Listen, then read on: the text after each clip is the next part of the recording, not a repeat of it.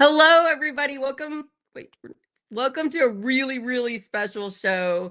Get the word out with Project Next with me and Tim. We are talking about the Harrison County Hospital here in Corydon, Indiana, and why rural hospitals like ours are under real pressure. Harrison County Hospital is a county-owned hospital that served this community since 1950. It doesn't just serve Corydon, it serves Harrison County, Crawford County, and parts of Kentucky, impacting around 60,000 people. Like many rural hospitals, it operates on very thin margins. In 2023, the hospital lost about $3 million from operations. That's not a collapse, but it means there's very little room for error. A big reason is the payer mix. About a third of patients are on Medicare, nearly 1 in 5 on Medicaid, and many are uninsured or underinsured. These programs pay less than private insurance, even though the hospital's costs stay the same. We're already seeing warning signs. The hospital stopped delivering babies in 2025, not because families don't need it, but because they cannot recruit OB/GYN doctors. That's happening all across rural America.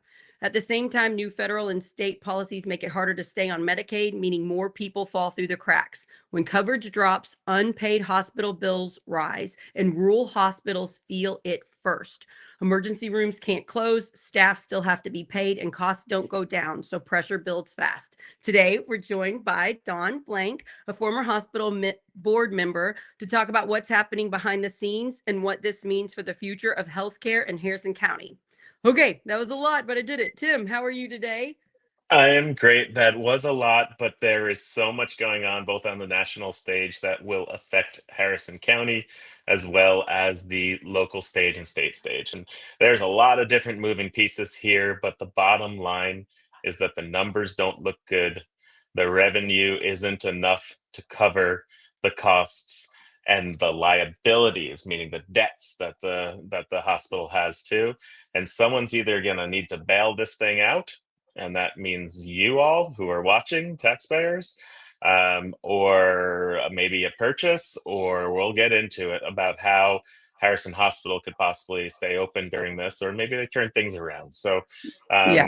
Donn, I'm so excited that you're here and have so Yes. much inside knowledge of this to Yeah, I help want to educate tell everybody. you, yes, thank you, Donn, for being here. We've talked on the phone before, but it's really nice meeting you in person. He's cracked me up like 10 times already, you guys. He's a comedian. I'm loving it. I'm going to read a little bit of his background so you can see what a real do-gooder for the community. Like, just thank you so much for all you've done. I'm going to read a little bit about his life. It's not all the things he's done to help Harrison County, but it's some of them.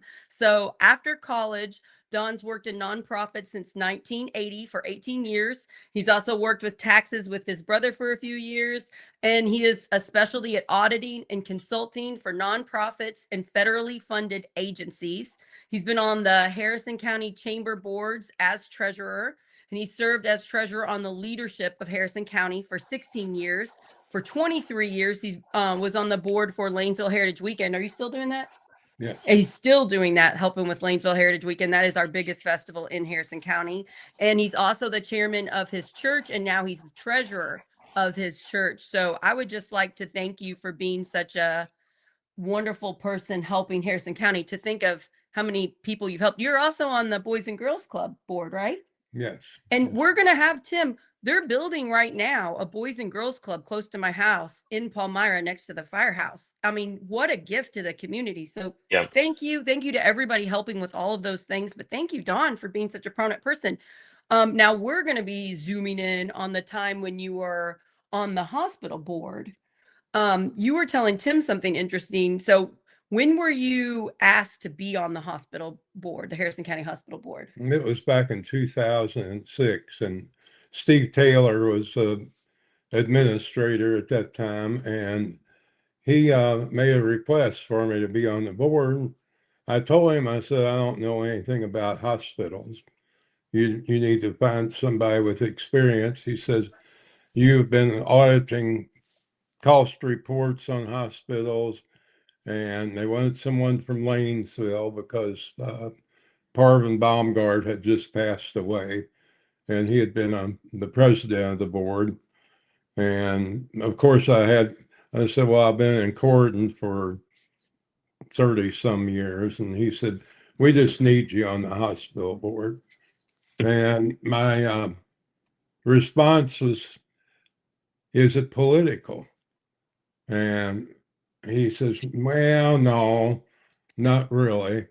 And in Steve's tone, he knew that it had some political connections, but it was nothing back then like what it is now. now. Yeah, that's what my observations about the hospital is. It's extremely political, and it's very hard to get any say if you are not very dedicated to the Republican Party of Harrison County. That seems to be one of the problems to what I've observed. That's correct.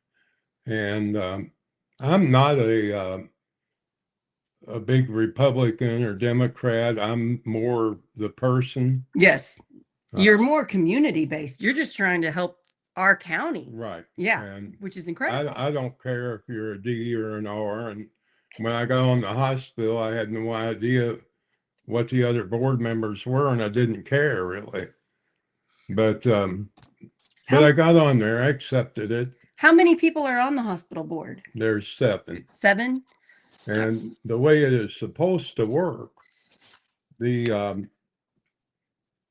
well, first of all, everybody refers to it as a county-owned hospital, which is incorrect.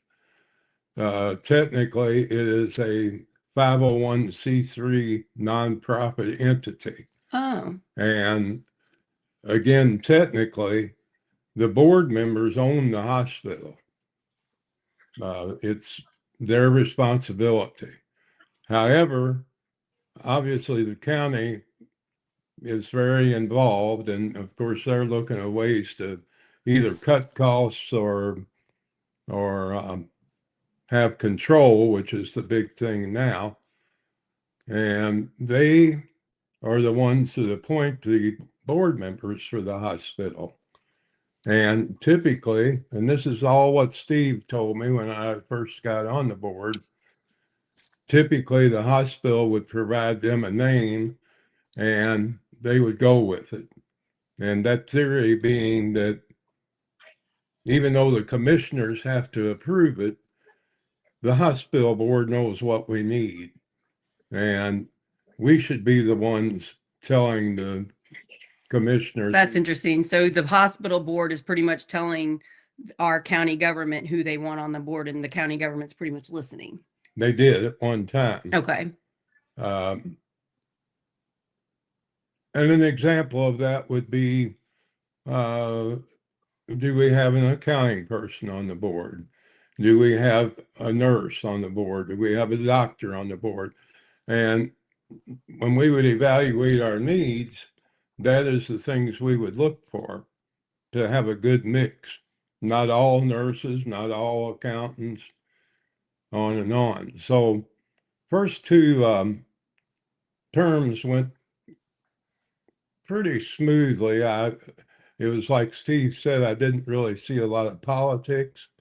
And mind you, we tried very hard to keep the commissioners informed on our status and what was going on. And at this point, the hospital was doing okay Yes. because now we know, like, they lost $3 million in a recent year, and that's not a ton, but right now when we're having to watch every penny, it is a concern. So back when you were on it, you were accounting for your money for the hospital. Yes, and when you say $3 million, you have to be careful to count in the depreciation factors that go, because once we got the new hospital built, why, we had a lot of big expenses, obviously.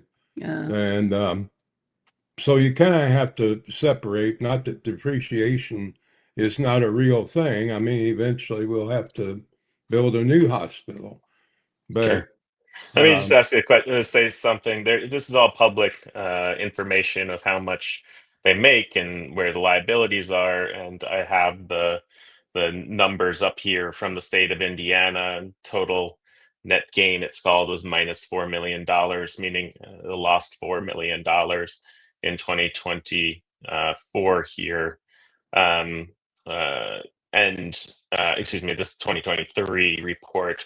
and there at that time there was $11 million in liabilities too in terms of debts, and I think that's gone up at this point too. Interesting. When I was on the board, we were doing what we could to get the debt paid down to zero. And we do thank the county that they helped and pitched in 4 or 5 million. But from what I remember when I left the board, we was down to maybe 5 million in notes payable. So the county government has been helping pay for this hospital for the last few years. Yes, to some extent. Now the last contribution they made while I was on the board, I'm going to guess was maybe 10 years ago. And I know the county pitched in money when we originally built the hospital. However, they were not willing to guarantee our bond issue, which, I really didn't understand that, because that would saved everyone a ton of money, and it was really not a big risk Huh. on the county. But So you saw like a bad decision there, in your opinion? yes, I do. And of course, when I talk about the commissioners, right now they're all Republicans, but they were a mixture at one time when I was. Yeah, it wasn't that long ago that it was a mixture. Now in Harris County, it's 100% Republican. And that seems to be a problem with many things, because it's just a few people that seems to be kind of running the show without the community's best interest at heart. I think it's safe to say the two heads of the Republican Party, they run everything. And then the commissioners, and I'll say now, I think 2 of the 3 commissioners are pretty good, but I think one's power hungry and arrogant, and and I won't get names, but I think I don't mind saying, I'll say the names of who we believe kind of runs the county. It's okay. In my opinion, the 2 people that are running the county are Larry Schickles, and he's the park superintendent. He's also on the hospital board. I believe he took over your position and helped to get you out. And he's also on the zoning commission. Parks. He's the park superintendent. He kind of gave himself that job. He used to be the chair of the Republican Party of Harrison County.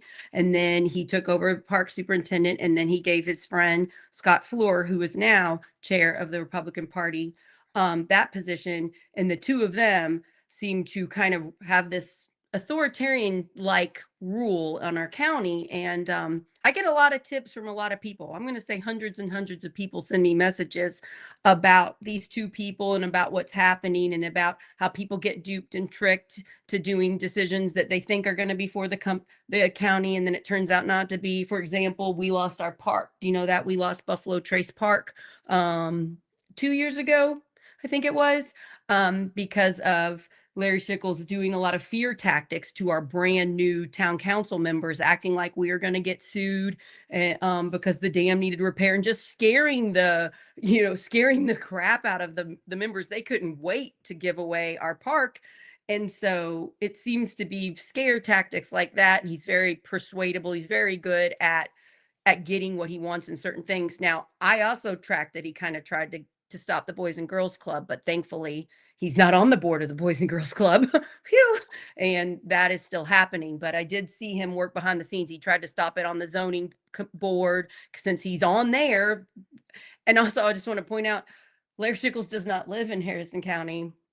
He lives in Mitchell. He has a rental property that he does not live in. So if we wanted to stop this person who continuously hurts us, people in power, we have a really easy way. You're supposed to be living in the county when you have all these positions. So just throwing that out there, if we'd like to help. He's gone after me before, Tim. I sent you the message. Yeah, I see him go after you, and it's also, but people have to hold him accountable. And if you have a one-party rule, it's going to be pretty hard to do, and we've seen that. And I think, often we're not speaking about doom and gloom here, or being, alarmist here. next, but we are headed for a cliff when it comes to healthcare here in Indiana. It is a perfect storm. We're already seeing healthcare deserts, as we've talked about. I live in a place where the hospital is closed, right, up here in northern Clark County. The OB program in Harrison is now closed. But where do you go to deliver a baby? Well, I guess you go to Floyd Baptist, but you don't go to, if you live in the northern part of Harrison County, you're not going to Salem because they don't have an OB program as well. Crawford, as you Wow. talked about, doesn't have a hospital. Bedford, I guess you can drive to, but also Paoli has a small OB program. And for context of how many babies are being born in Harrison County, at Harrison County Hospital, there were about 400 deliveries the year before it closed, a little bit more. Wow. And so that's about 8 babies a week. And the statement from the hospital, why that happened, is that they couldn't get the staff, is that it was a staffing issue.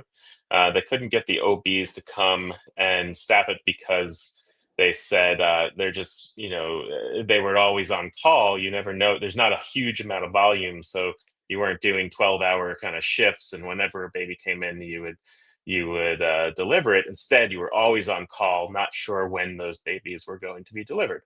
Well, I think that's a little bit of, look over here at this problem that we have rather than the problem over here. If we were able to fund these programs appropriately, that wouldn't be a problem, right? You would have staff to be able to do it.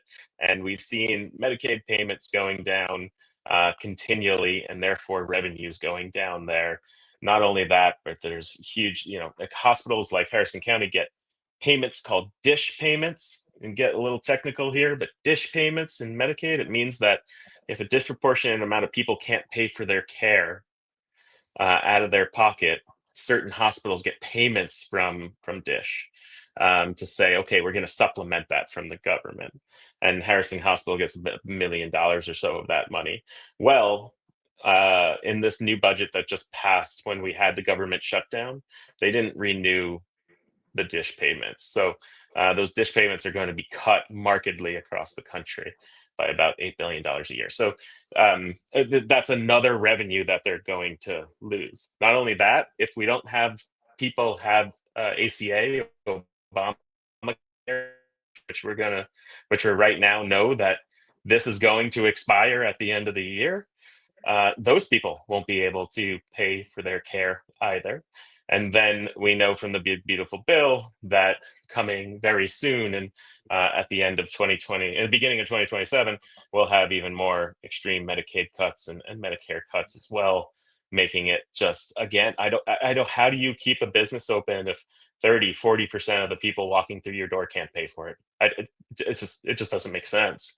And so Harrison County is already operating in the red, meaning they are losing money every year. How are they going to recover from that? Yeah, I Nevertheless, have a hospitals fact about that the are operating in the black.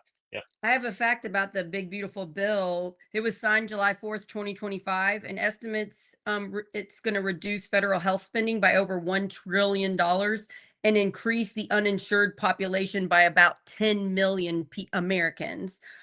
So Yeah. That's and then that's about the it's estimate. harder to stay in. You got to re-enroll twice a year for, is it Medicaid instead of once a year? And then the month Correct. it's gonna go earlier. You need to apply for it earlier. This was one of the suggestions I wanted to make to help Harrison County Hospital stay open, Donn, was if the hospital could do some educating on how to stay insured with Medicaid and Medicare, and like send it out to all the people that have used the hospital in the last 10 years, send out some sort of information graphic on exactly how to continue to sign up for it's Medicare mostly, right? For Medicare. Medicaid. It's Medicaid. Okay, sorry, for Medicaid. And so I would still like to help with that. How do we help rural hospitals stay open? And one of them is, well, they've got to learn what just happened, what is coming, you said in 2027. Yeah. And how can we protect regular people from becoming one of these 10 million that's going to be uninsured now? Yeah. And it's what it make the point clear. Like this is this is neither a Democrat or Republican or anything. This point here, if you don't have people who could pay for care, knowing that already 30% of farmers are uninsured, 28% of truckers are uninsured, right? That already is there. If you have people walking through the door as a physician who come through the door and can't pay for care, you can't keep your business open. It's just that easy. I don't know how you make up for it, and there's going to be a program that's being put through, which is called the Rural Health Transformation Program, and that's money that will be given by the federal government that came in the big beautiful bill. It's $50 billion across the country for rural hospitals. Everybody's going to compete over that. It Yeah. doesn't. It's a drop. It's a drop in the bucket. It really Right, doesn't. because it's 1 trillion that we Make up for it. lost. So 50 billion and 1 trillion. It's kind of hard because they're such big numbers, but yeah, it's just going to help a teeny tiny Plus, bit. plus specifically the same exact. It's trying to make up for these what I call dish payments that are being cut. So it makes up for those. It just brings us back to zero kind of thing. It doesn't. It doesn't actually make it better. So it's just less money in the system, less people being able to pay for care on an individual level. It's such a We as big thing and it's so we worry about confusing. it, but Yeah, it's so yeah. big, but when we zero it in on one hospital, this is the only hospital in our very big rural county. I want to talk about the OBGYN just a little bit because a lot of people come up to me when I'm around the county doing stuff and they'll say, I used to work for the hospital, or I used to be a nurse for OBGYN, or I used to do this, or I'm still working for them. And they give me the behind the scenes, and the behind the scenes and what the hospital's putting out is two different things. So I do want to just share one thing. One former employee told me last weekend, she said, Sarah, I got an email saying that if I wanted to only be a nurse for the OBGYN, that I needed to quit, that there was no job at Harrison County Hospital anymore, and that she would need to go to another department. So on Facebook, I get the sponsored ads from the hospital. They keep saying they're looking for OBGYN. They're looking, they're going to get one. It's going to open again. It's going to open again. But I have tips from real people working in the hospital saying, well, they were sent an email saying this program is done. So I just would like the hospital to be truthful. I hope that they're still looking, but behind the scenes, it looks like they cannot afford to pay the OBGYNs enough to get someone. Also, we have to kind of look at what state we're in. We're in Indiana. In Indiana, we do not have right to women's health care anymore. So if you were a newly graduate of, say, IU Bloomington in OBGYN care, and you were looking for a job, you wouldn't particularly want to work at this hospital. They can't pay you as much as a city hospital. And do you want to stay in Indiana where you might have to fight the Yeah. government? That's The not attorney general that's not might just theory. prosecute you and take away your license, which you're paying your debt off for. I mean, there's some That's real not just theory. implications. That's real. We've already seen that people, that graduates from IU residency program are preferentially leaving the state, whereas opposed to before most of them stayed in the state. So that's already happened. That's real. It's Well, we're just losing OB programs. I can tell you that this is not a new topic, and that um, Yeah. I very, I don't know, maybe it started in 2014, where we would start discussing eliminating that department. Hmm.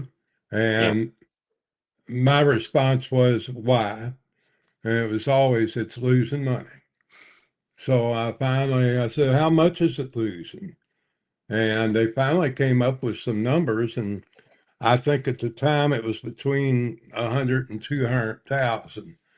And when you're dealing with a hospital with the budget the size we have, that's like a nickel. And someone was wanting to get rid of it back then. And when I say someone, there's always these things going around the room that you can pick out a certain board member or two members that have ulterior motives. And again, I won't name the names, but I fought it, and through 22, when I was fired,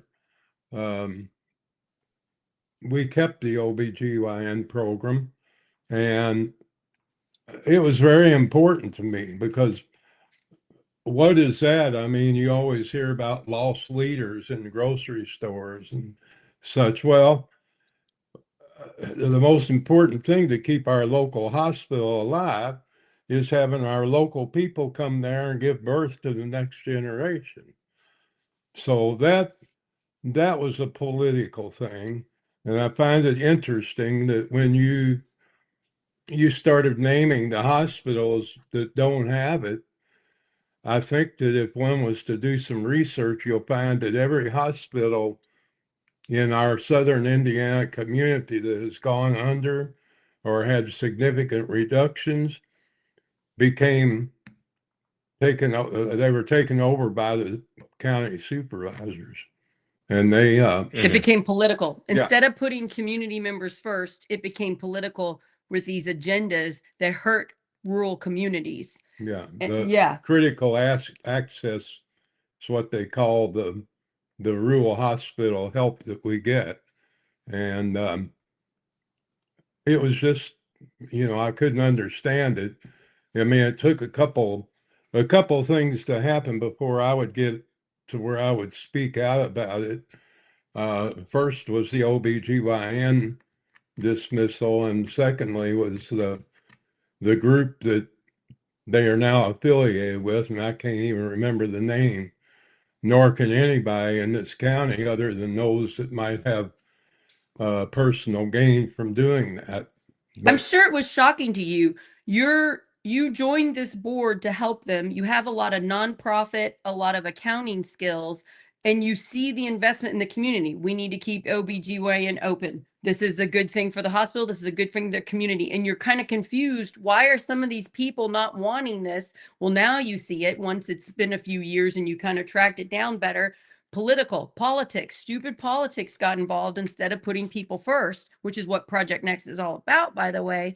And I can sense your frustration and anger because you're trying to serve your community, and this hospital is extremely needed. We cannot afford for this hospital to close. This hospital closes in a couple years, you all. People in our county will die because they will not be able to get emergency services in time. It will take too long to get care.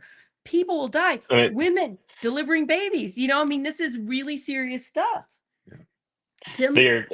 what happens when a hospital closes, right? It's that you lose your emergency department, your ability to see people, you lose your ability to have family care and have constant, oversight of primary care for people who need it.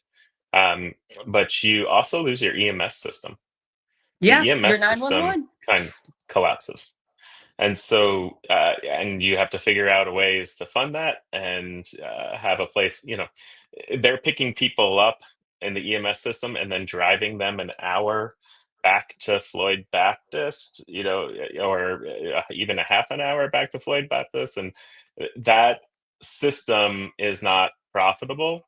And so you need to figure out a way to do that. And that is going to have to happen through taxpayer money. I live in northern Clark County. We have 50 hours of EMS coverage through our fire department here in the New Washington area. And if you call outside of that coverage, often, more likely than not, they say, sorry, we don't have an ambulance for you, because the ambulances are tied up in the southern part of the county, where there are hospitals and there's more people. And that is real. We've talked about it so many times, the stories on Halloween. I was at the trick or treat in New Washington. Kid fell off their dad's shoulders and hit the ground, and they called 911 and said, "Sorry, we don't have an ambulance for you." And so they had to jump in the car and drive 40 minutes to the nearest emergency department. And so, that is the situation that Harrison County would be headed for. And it's even worse because the neighboring county of Washington County is headed for the same situation. And Crawford already doesn't have anything to help them I with. didn't So know Crawford County didn't have a hospital you're in until a tough situation. yeah. Yeah. Yeah. So Donn, whenever you were you're kind gonna of, be in a real healthcare desert. we know now that politically you were not following their agenda and they needed to get you out. And so it was kind of a plot to get you off of this board. We see it now. You were kicked off for something stupid. You explained it to me. It's a stupid thing that we don't need. Well, I'm not sure why. Yeah, that's true. Yeah. Nobody would give me an Oh my answer. gosh. And so who filled in your spot of the 7 hospital board members? Who took your spot? Well, I guess ultimately Larry Sickles.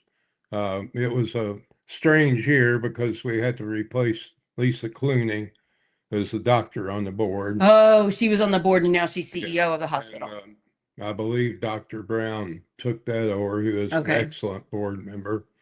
And it was a political move to get Lisa in, from what I understand. It was sort of a push. It was a tough sell at times, it felt, to get her in there. But it does look like now that go for it. In fairness, let me say we did reach out to Lisa.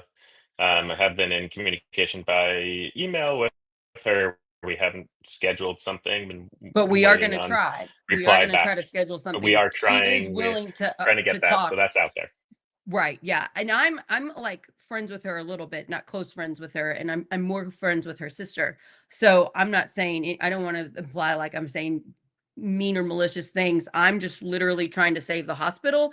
And I believe things are happening behind the scenes to make it harder to save this hospital. And one of them is the politics of this, the political nature. So is there someone on the board right now that is good at accounting? Because that was sort of your job. You're good at auditing. You're good at nonprofit money keeping. Is there someone on the board now that's good at that? Do you know?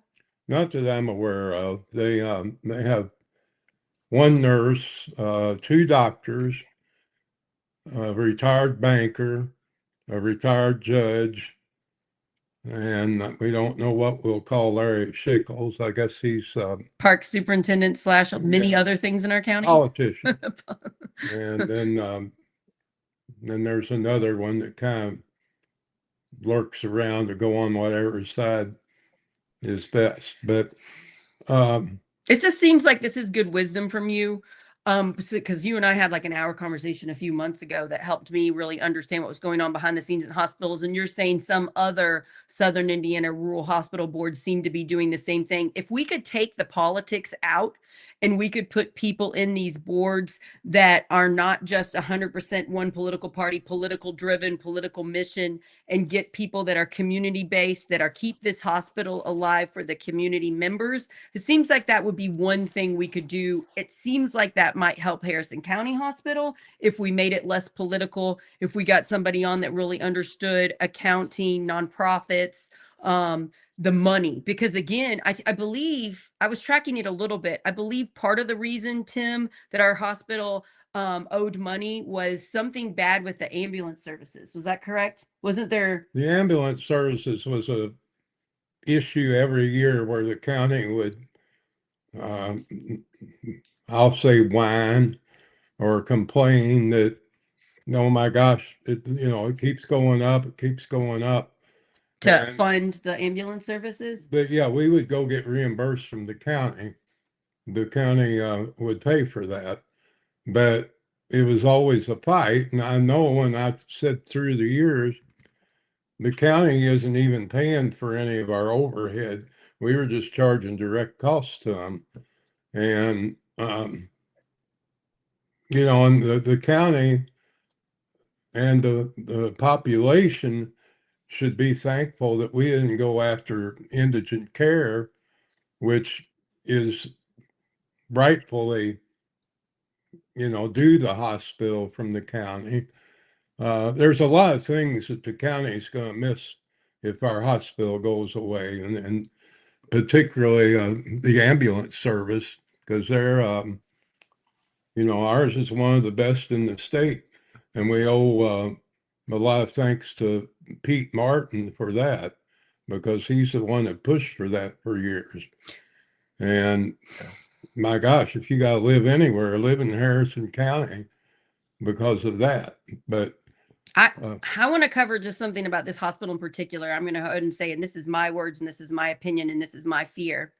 I fear that having Larry Sickles on the hospital board will lead to him trying to get this hospital closed. I fear that he has a goal in mind, and that is to close this hospital because for some reason, there's some way somebody could profit off of this if you were on the board of a hospital and a hospital fails.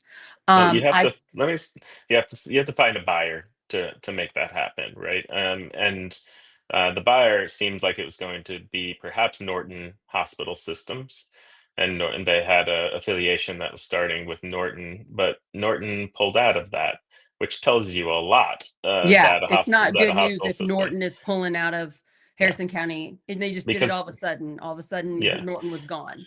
and they'll take a Norton will take a loss on a community hospital in order to expand its footprint and be able to get the more critical patients to come to their hospital where they can make more money in the Louisville hospitals or Clark Norton or wherever it may be. So there was enough there that they didn't take it. And Don, I wonder if you know anything about that. Now, as you're saying, there's a hospital system that people don't even know about. It's the Evansville Deaconess Hospital System that they have affiliation with. Oh, that's who they've taken up with now. Yeah, Is and this I Evansville don't. one?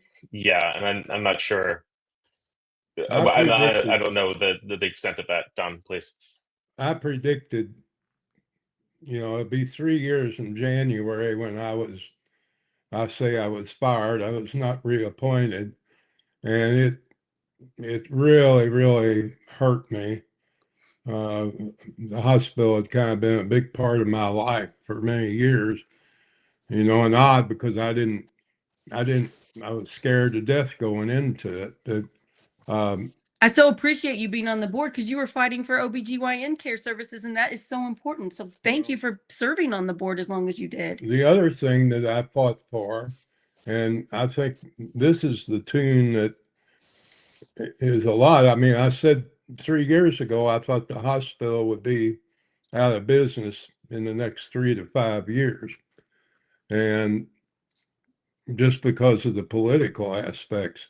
But as far as this affiliation with Norton, I was fighting the entire time to get Norton to where they owned 49.9% of our hospital, where we could work with them more and more and more OBGYN. Well, who cares then? Because if we need a half of a delivery doctor, Norton can give us the other half, Oh, yeah. vice versa. Uh-huh. And there was always this something floating around the boardroom with one or two of the members that, well, we need to check with other places, and they never did want to go with Norton. And I have to And that's wonder, clearly the best one around here, Yeah. right, Tim? I mean, you're an ER doctor around here. Wouldn't Yeah. Norton owning almost half of Harrison County Hospital be the best solution for keeping the hospital alive? I mean, there's in a dire straits. Yes, there's positives and negatives. There's always a positive if you can keep your hospital unaffiliated for prices for people. It'll keep prices down in the long run. Actually, prices go up, and it's been shown over and over again when you can be taken over by a larger system eventually. That makes sense. The negative But side's the cost, but you cannot get care. You cannot get OBGYN care in the yeah, hospital now. yeah, So and I so would say we're in a spending a little situation. more to not having it, like we never, and of course I was on the board, I wasn't there every day, but working with Norton's, from what I could tell, was a wonderful thing. They Yeah, be a lot they of would positives. come in and provide training, and but again, there was something going on, and I couldn't figure out what it was, where it was coming from. But these certain board members had something else in mind. it just seems like an agenda that wasn't community, keep the hospital alive, that is seeped in, and it is causing bad decisions and has caused bad decisions for the last few years with the hospital. That's what it seems like to me. And I think if you got a good dog sniffing around on it, that you would find there's some connection between some of the board and this hospital that no one has ever heard of. And it's like Norton on one hand, Evansville on the other. Why in the world would you do that? There has to be some hidden agenda, and I don't know what it is. I fear the hidden agenda is some people want this hospital to not make it so they can sell it off for a profit. That's my concern. And I just hope that all 7 board members, their mission is to keep this hospital going. And I think it's very easy to say fears in the immediate fears to get people to vote a certain way. I've seen it done in small governments, medium governments, big governments. I just see it done all the time. They bring up some fake fear to cause other good people that are trying to do their best to vote the wrong way. I worry that that is happening with this hospital now, especially having more information from you and my friends that have been a part of this hospital. Well, I can tell you that Steve Taylor, the county owes him a lot, and they treated him like crap when he resigned. It was just atrocious to me what little respect was given him. You know, he was the one here that was here to build a new hospital, which is a lovely facility. When was that hospital built? 2010, I Oh, believe. wow. It looks nice. Have you seen it, Tim? Yeah, I've been in there. I've gotten iron Oh, that's transfusions right. You've had treatments there. Yeah. there. Blood. So then when Steve was ready to retire, why, and one of the rumors circling around when Charlie Crawford switched gears on me at the last minute, he went, oh, you know, he would come to my house. We'd have meetings. I made sure he kept informed, and he'd always pat me on the back and say, we really need you on there with your accounting experience, and I'm glad you're there, and we're really going to need you with Steve leaving. And all of a sudden he switched gears, and I'm not sure what happened with that. That's a concern to me in your story about you being pushed out, and you not even understanding why. That's concerning to me because you understood the numbers and the math and you were really fighting for the hospital to keep it open. That's where I think we should be concerned, everybody in this county. So somehow people got in and pushed you out when you were trying everything you could to save the hospital.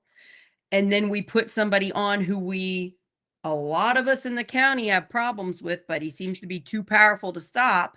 So I just hopefully more people will be aware of this and we can kind of shine a light on what's going on so that we can help this hospital stay open. That is Project Next goal here. We want the hospital to stay open. We're not trying to diss people. We're trying to look at it with a bright light at the truth that we only know partially what's going on and say, how can we make it better? Get politics out of it, get better people on the board, get an accountant person on the board, right? What I else? think they always need a strong fiscal person on the yeah. board, and whether it's me or someone else, but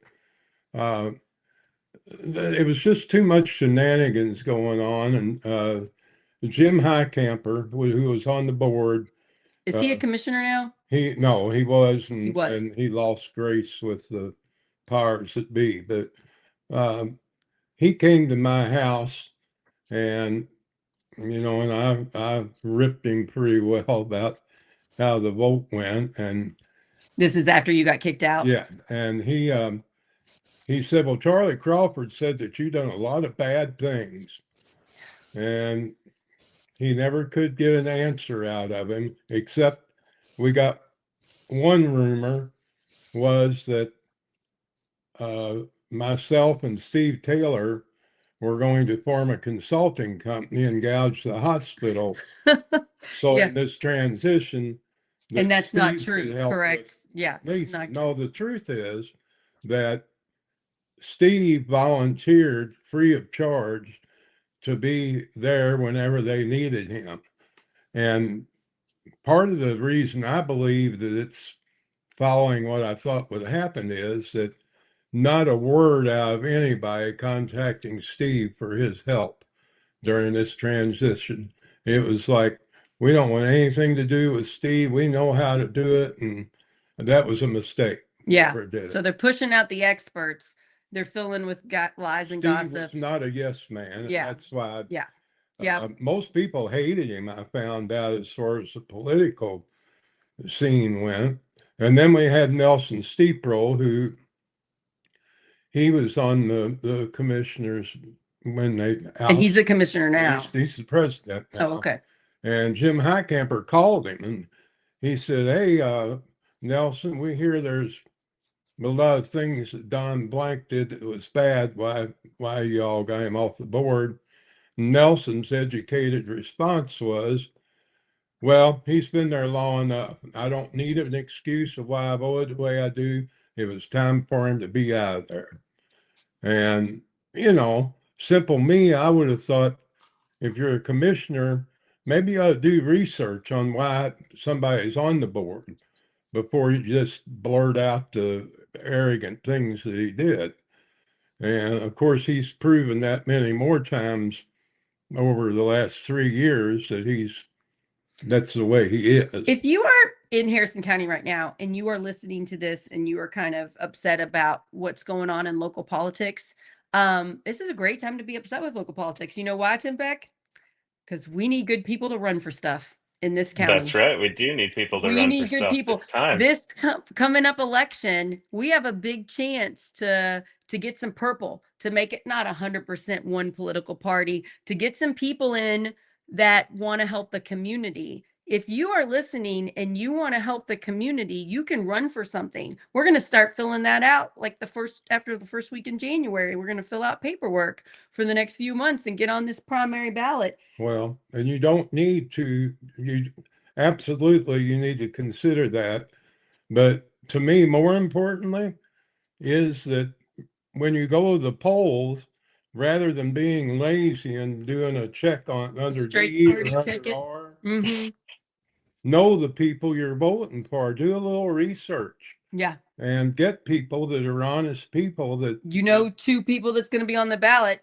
Tim Peck for Congress, Sarah Blessing State House. There you go. We're both trying, but it's really hard because we both got D's by our name, but we're not the typical Democrat. We're a community-based candidate. We care about the will of the people. And it's really hard to get that across because people have been told fake things about, they're just blindly believing things because of your D or your R name. And that's not true. There's lots of great Republicans out there. We need them running for stuff. We need them going against the people in power, but that's hard, but we need them. Well, I'll say for the most part, I think a lot of the Republicans are doing a good job. Right. But there's just the bad apples and people need to know stories like mine that, and quite admittedly, I would tell you before 2006, I didn't have a clue how any of this worked. And, the commissioners, they need to there's a well-written letter that was sent to them why they needed me on the board. There's not a formal finance committee, but I was the head of the informal finance committee. And it's my understanding that after I left, they just quit having a finance committee. I think almost everybody listening to us, unless you're trying to control the hospital for yourself, everybody listening is going to say, yeah, we need a good finance person on the hospital board, right? I mean, Yeah. Tim, isn't that kind of a duh? It's So 101. Yeah. Yeah, maybe that's something they could work on first, because we got to have the money to keep this hospital open. Now, Tim, you had you said there's a plan to keep this hospital open that you found out. What is that plan? And let's see if Donn agrees with you. No, I mean, what I heard is that, or what I pieced together from a number of different people, from the financial sheets that I've read, etc., is that they're losing a good deal of money each year. They're going to continue to lose and lose even more. They were very hopeful around these extra payments coming from the Rural Health Transformation Program from the Trump administration, but I just recently seen a bit of where that money's going, and it's just not going to be enough, if any, goes to Harrison County. But some may go, and that there are even more cuts, but that there's a lot of bills to pay, and the financial sheets show that. And Donn, this is a little technical as the finance guy. It looks like they're saying that their assets are $36 million. Is that the hospital building that they're considering? Is that much? I don't know what assets they're talking about that they could sell to Yeah, I cover saw some of that this too debt. in my So research. That No, number. that would be correct. That it's the building plus all of our equipment, which of course the equipment is very, very expensive. I remember the first or second meeting I was on the board, we were talking about buying new TVs for the hospital. And I don't know anything of you's been in our hospital, but they're little TVs. And we were paying $600 a piece for them. I said, now what is up with this price on these TVs? Right. I said, we can go to Walmart and get them for 200. Well, we have to have certain TVs that meet requirements with, I guess, the radioactive way, technical stuff that I didn't know the answer to. But there's a lot of things the hospital has to do to be in compliance with the Department of Health and the state guidelines.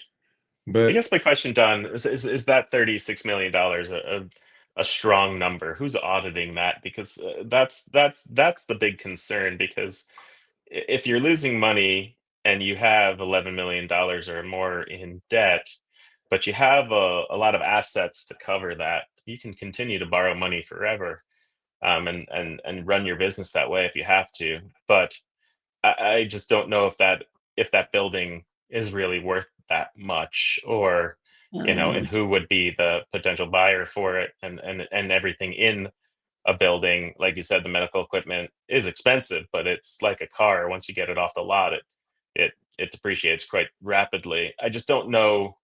is that My concern is who's coming up with that number, and is it auditable? is that net of accumulated depreciation? Yeah, that's the final number The on the net balance value. sheet. Yeah. In answer to your question, well, there's several parts of the question, but um, I think we have a very qualified audit team that's in there. Good. They, I worked with them a lot, and I think they're still doing the audit as far as I know. That's one thing that the That's people, great. those wanting control, I'm surprised they haven't fired the audit firm if they haven't. But I had a lot of trust in what they did. Mhm. Could we sell the hospital for 36 million? Absolutely not. Who would pay that for it? But Mhm. from a accounting standard standpoint, if we had 50,000 in the building and we depreciated it, that's proper accounting. So, Yeah. um, So proper accounting, and then the fear is when you get your debt to asset ratio, for those people who are into all of this, into a bad place, you can't really borrow money anymore. And so, is the hospital borrowing money from anyone besides the county and the taxpayers themselves? Like, do they get loans from banks as well to cover all this operating loss that they're having? when I was there, when I left, we had um, we had more cash than we had debt. Okay. Um, So the cash on hand number, I can't find and didn't see. So not sure how much cash is sitting around to be able to cover these. yeah, we were in good shape. And again, these are guesses, but I'm thinking we may have had 12, 14 million in cash. And I'm thinking the debt was down to 5 or 6 million with our bond issue. And then that was through, I believe it was First Savings Bank that worked with his son. Okay. So But, you were able to uh, get but then we also, loans. Go ahead, keep going. yeah, we also now own the medical office building next door. Mhm. That started out where it was a partnership, hospital owned 50% or 60, and the doctors working in there, they were owners. And I'm thinking it was about 6 or 8 years ago, we bought them out. So the hospital owns Is that that building. making money for the hospital? Yeah, it was a good move. We paid them fair market value for their interest, and that building has some value as well. Mhm. Uh, That's good. whether whether the banks are going to want to loan money, I don't know. I think it's Yeah. more than coincidence that when Steve Taylor retired, that let's say a lot went to crap.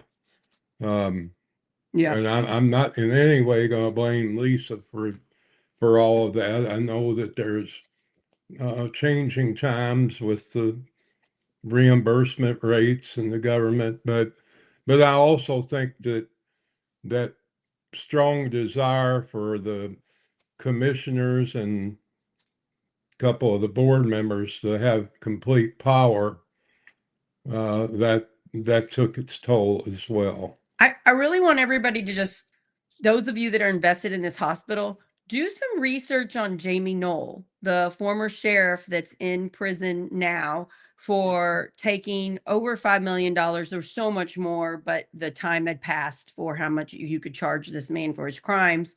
So he's in jail now for taking taxpayer dollars. I believe he took both state, like county, state, national. He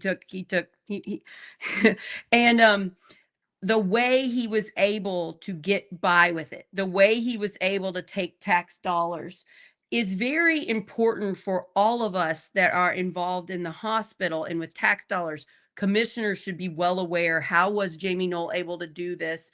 County council, board members, anybody that has to do with taxpayer dollars needs to understand how Jamie Knoll was able to do this in the state of Indiana for so long and how hard it was to stop, because it can be easy to take taxpayer dollars. You can get away with it with things like kickbacks and money laundering. There are things you can do, and it's really hard to stop it. Um, just the way it's not transparent enough, just the way Indiana laws are. So my advice to people that are invested in the hospital: look into how Jamie Knoll was able to do this, and let's see, is there anybody that seems to be not putting community first that may want the hospital not to survive?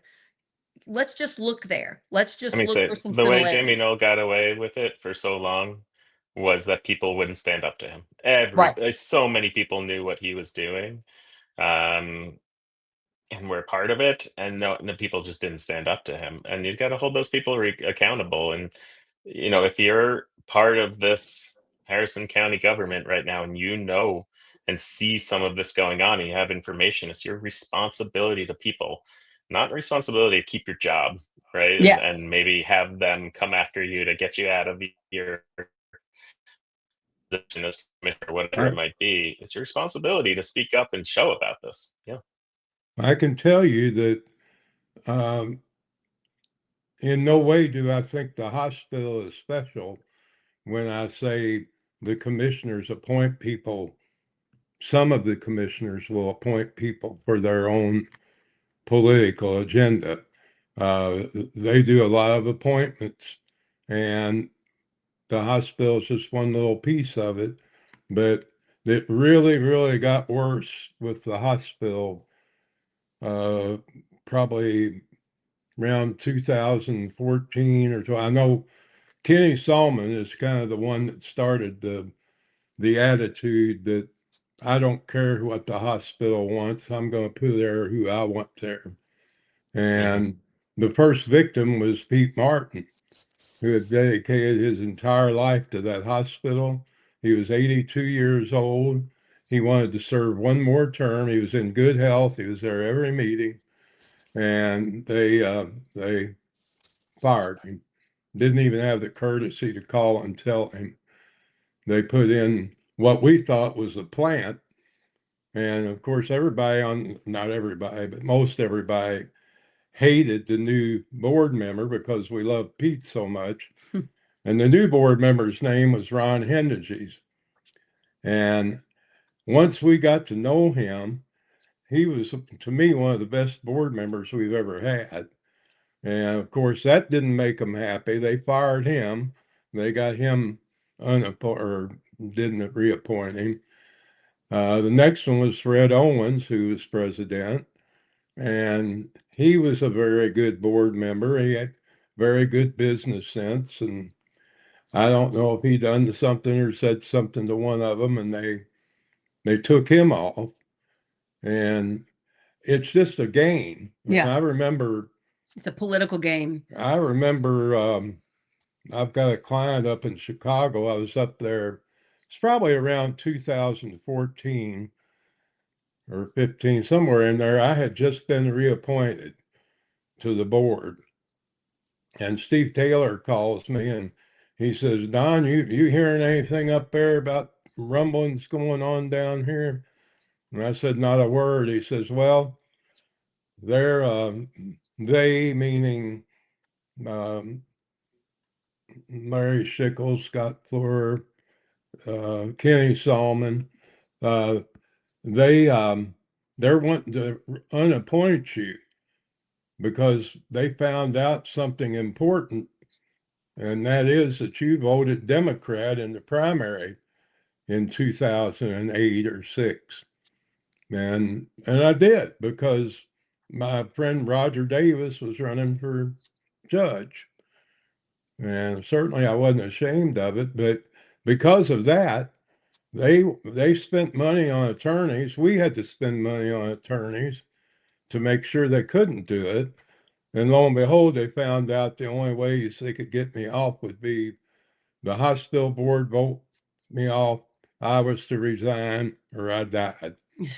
And I think that's a good example of the mentality that is used. Yeah. You know, it's not, well, does he help the hospital? Does he something he can offer? Or did he vote Democrat one time? Yeah. Yeah. And, you know, that's got to stop if we're going to do things right. And you know, I know 2 of the current commissioners, and I would like to thank Brad Wiseman. He was on the hospital board with me, and he was very pleasurable to work with. And of course, Anessa, I know her through Lisa, and I think Anessa wants to do what's right. But again, you know, are they going to withstand the pressure of their bosses?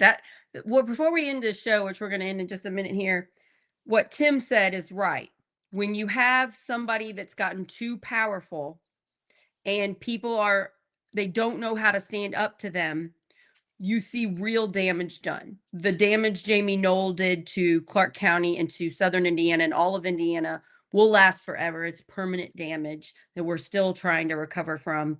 Harrison County, it is our responsibility, you and me, as people that live in this county, all of us, it is our responsibility to join forces, regardless of political party, or even if you like politics, and to stand up to the people that are working behind the show, hurting us all.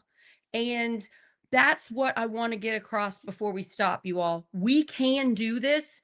We can stand against this. But if you are in some position of power and you could just simply say, look, maybe this person doesn't live in the county. Maybe this person is on too many things, has too much control. If somebody can put, well, it's okay if I don't stay as commissioner. It's okay if I lose my power. Let's just like take down this person hurting us. That's what we have to do as a county. We all need to work together and stop these few people controlling us.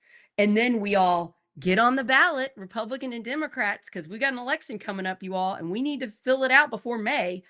We need to get on the ballot and we need to vote people in that put community first. And we can do that. And it is coming up soon. So let's do it, you all. Put message in the comments if you know some stuff about this hospital, Harrison County, anything going on, put it in the comments, share this episode.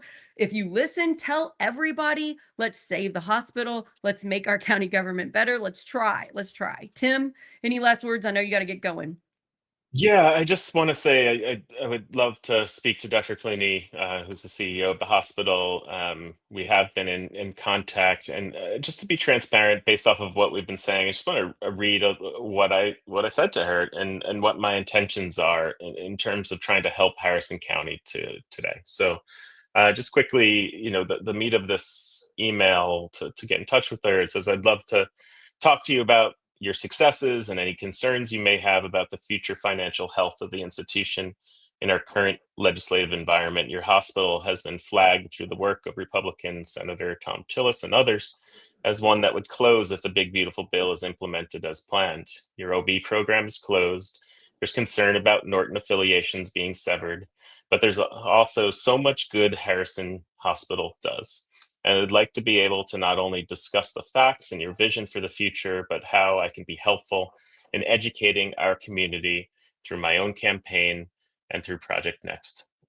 And so, that's the idea, is to be able to share the truth and the facts of what's going on so we can be prepared. And if the news is bad, the news is bad, but we need to know that too. We shouldn't cover it up. So, Yeah, let's look at it yeah. and try to fix it and not cover it up and pretend it's not there and then bam, the hospital's closed. Yeah. So, yeah. Thanks, Tim. Absolutely. Thank you, Donn. Yeah. Thank you. That was really brave of you to come to my house and do this live show with me and tell your side of the story and tell what's going on behind the scenes in the hospital. Thank you for all you've done for our community. It means a lot to me. And I know it means a lot to all of us. And I'm just speaking on behalf of Harrison County residents. Thank you for your years and years, your decades of work helping this beautiful county where I'm raising my children. Well, God has blessed me with certain things I can do halfway well, and it's my honor to be able to do those. But I think the point is well taken, that look to see what happened up in Clark County, and we've had it happen here We sure in smaller amounts. Yep. But and some of the names we've been mentioning was involved with that. But maybe we don't keep putting them on more boards. Come on, you all. Can Yeah. we just stop? yeah, and it disappears. I remember when I'm like, what, zoning? What? He's on zoning now? I'm like, it's hard for me. I'm trying. But I'd also like to say that Lisa Clooney has been put in a very precarious situation, that she's not been allowed to get help from her predecessor, and I think we need to untie her hands and give her some more power, and we need to stop the political strings messing with this hospital and messing with the people trying to do the best. I know Lisa wants to keep this hospital open. I know she's trying. Let's let her Lisa's do smart. it. She's smart. And She's I very think smart. Lisa wants to do the good of the people, but in order to keep her job, once again, she's got to compromise because of the heavy hands immediately above her and above them. Yes. All right. Well, we'll talk more about rural hospitals as we go. Tim, you got to go. You're a very busy man. My birthday's tomorrow, and I'm doing a show with Christopher. That was what I wanted for my birthday. So catch that. That's Christopher is a Republican, and we talk about coming together and compromising. And and so that's a fun show. So we'll be doing that tomorrow for my birthday. And Tim, I hope you have a great day. And do you know, Tim, I'm doing a show with your wife next week about Taylor Swift. Do you know this? No, she didn't even tell me this. When did you arrange that? I arranged it. Missy and I meet Tim's wife on Tuesday. I think it's at 11 Eastern Standard Time. Swifties. We're going to talk about, if you don't understand why we love Taylor Swift, we will explain it to you. We know there's a local connection with her. Yes. And Emily, is it Stumler? Emily Stumler is running for what's her name? She'll be the next prosecutor. She's running for prosecutor. Tim, she played violin on tour with Taylor Swift. Oh wow, that's pretty cool. Yeah, they were buddies before. They were friends. Yeah, so that's cool. So yeah, that's coming up. I can't wait to have Miss. I have a feeling this is going to be our most watched show. I'm so excited for it. I'm full on watching Taylor Swift stuff. I cannot wait. Okay. You guys have a wonderful day. Thank you, Donn. Thank you, Tim. And I'll catch up with you all later. Please share the right. show and let's save rural hospitals. Bye, you all.